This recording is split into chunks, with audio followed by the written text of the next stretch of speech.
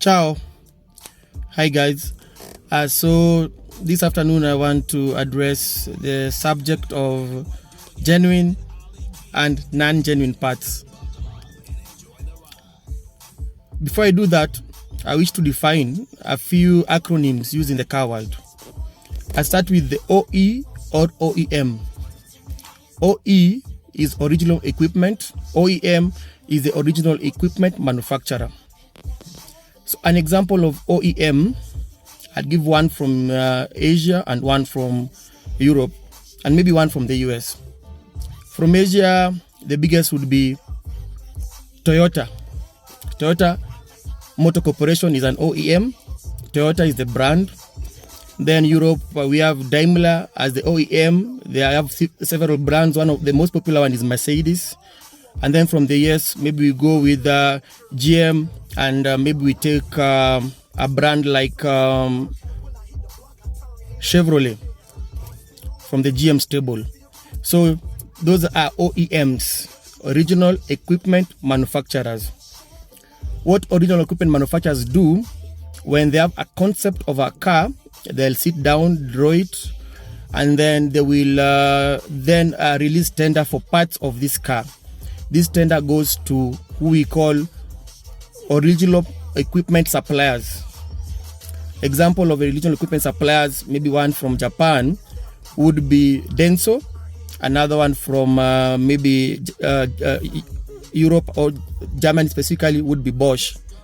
So the original equipment suppliers will supply the individual parts, and what the OEM will do once these parts arrive in their mega factories, they put them together in what we call assembly lines.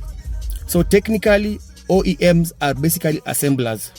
Very few of them make their own parts. Most of them outsource parts from original equipment suppliers. So what happens is there's a trade restriction. When I come out with a model, they'll give the original equipment supplier up to 5 years to only avail these parts to the OEM. They will not sell them in the open market. So at that time, you can only get the replacement parts for maybe a 2-year-old car from the dealer, the OEM dealer, OE dealer. So after a while, maybe when the cars have gone beyond their warranty period, which is usually between 5 and 7 years, then they give these original equipment suppliers freedom to sell these parts in the aftermarket. So they morph from original equipment suppliers to IAM and IAS, to independent aftermarket manufacturers, and when they sell them in the open market, they are independent aftermarket suppliers. Now back to the subject of the day. We loosely say genuine and non-genuine, which is a misconception, but it is generally acceptable to say genuine and non-genuine, especially in this market. What they mean technically is whatever they call the genuine parts are the parts that are sold by, say, Toyota straight from their dealerships, and they are marked with the Toyota brand logo and the Toyota name. But after some time, a company like Denso will sell these parts directly to customers, and now this is what we loosely refer to as non-genuine. So your mechanic or your part supplier will be talking about non-genuine parts, but thinking about it critically, is it non-genuine? No, it's not non-genuine. It's coming from Denso. The same part was applied to Toyota in a red and white box labeled Toyota, is being supplied to you customers in a blue box labeled Denso. So it is the same thing being sold at different prices.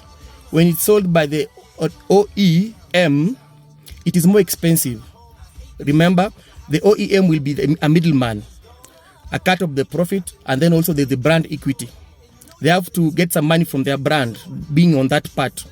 But when Denso decide to sell you this part directly, it will be cheaper because they cut off the OEM. With their permission, they're selling it now directly to the market. So the trick is here.